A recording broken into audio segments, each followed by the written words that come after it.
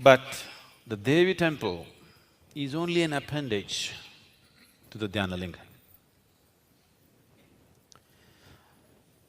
When we consecrated Dhyanalinga, this corner, the southwestern corner becoming the Devi temple was always on my mind. I think I spoke a couple of times. But we did not have the means nor the time on our hands to do it at that time. But it was essentially planned this way. The Dhyanalinga is like a womb. It's the yoni of the Devi. When we say yoni, you must understand, the word yoni is describing the womb. In Sanskrit language and in most indigenous languages, there is no equivalent word for a vagina because nobody ever thought on those lines. They only thought of the womb as a whole, never thought of this part separately. Only when sexuality became a consciousness by itself in people's minds, only this outer part became important in somebody's mind. Otherwise, this whole thing was a womb.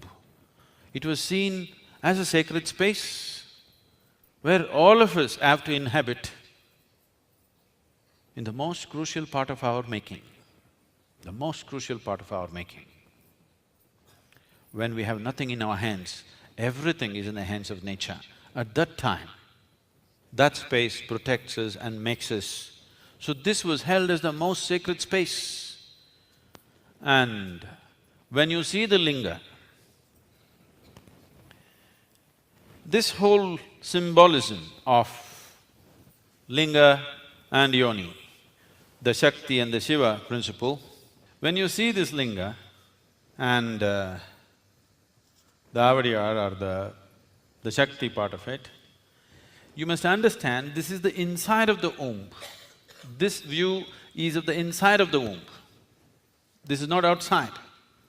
Always, wherever the Shakti and Shiva are presented, Linga and Yoni are presented, it is the inside of the womb that you are seeing, not outside. That is why the female part is at the base and the linga is here. So you are looking, when you enter the Dhyanalinga space, you are in the inside of the womb. And he is inside the womb, that's how it is shown. Now, what we are doing here right now is the Devi temple is coming here. So this was always a part of this triangle.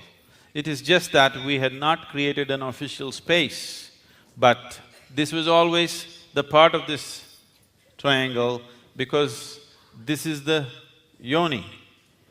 And right now, this is where Bhairavi is. This is a complete system now. In some way, not in terms of Dhyanalinga, he is complete by himself. But as a whole space, this has been a slightly incomplete space. So now this process is complete.